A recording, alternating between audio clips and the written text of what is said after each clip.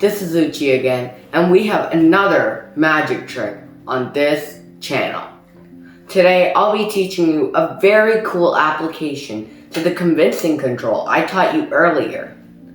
So if you didn't watch that video, then I would leave the link in the description so you can check it out. And make sure to watch that video before you come here so you can learn this trick.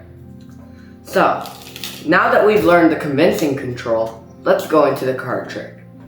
So, for this card trick, you're going to need two helper cards. Let's say we use these two aces. One red ace and one black ace. It doesn't matter what cards that you use, you can even let the spectator choose, just in case they think that there's something fishy about these cards. So, now that we know the setup and the convincing control, here's how the card trick works. You're gonna do this in front of the spectator. Technically, this card trick is actually fully impromptu, and you can let the spectator completely shuffle the deck. Then right in front of the spectator, you can take out your two helper cards or let them choose it. Once you have your two helper cards, you're gonna leave one on top and one on the bottom. And you're gonna show it to the spectator that you really have one of the helper cards on top, and you have the rest of the deck, and one card on the bottom, and there's nothing underneath or on top of the deck. So, then we need a selection, and all you're gonna do is perform the convincing control. So you're gonna ask them to touch a card, you're gonna show them the card, then you're gonna perform the convincing control with the two aces.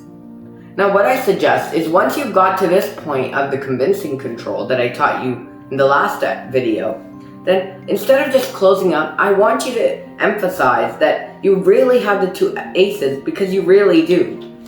Because this is a good opportunity to show that you really have the two aces on the top and the bottom, even though you have one card called and ready to go on the bottom. This is one huge advantage for this trick using the convincing control than any other bottom control, as you're able to have that display of showing the two aces on the top and bottom. So they're going to touch a card, show it to them in this case we have the three of spades. You're going to call and do the convincing control. You're going to pause and show the two aces.